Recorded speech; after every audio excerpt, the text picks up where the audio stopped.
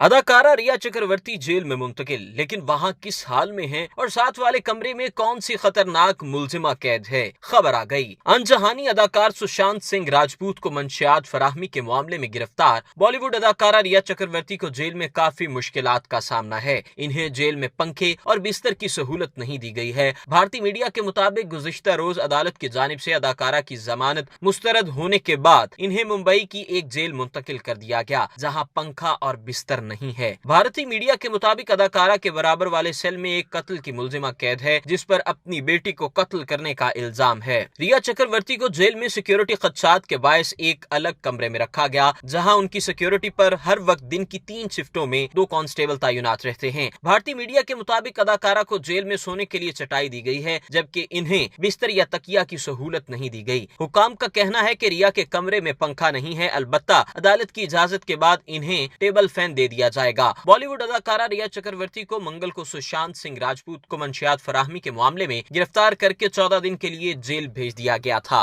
अगर आपने अभी तक हमारा चैनल सब्सक्राइब नहीं किया तो अभी सब्सक्राइब करें और बेल आइकॉन को क्लिक करके हमारी लेटेस्ट वीडियोस के बारे में अपडेट जानें।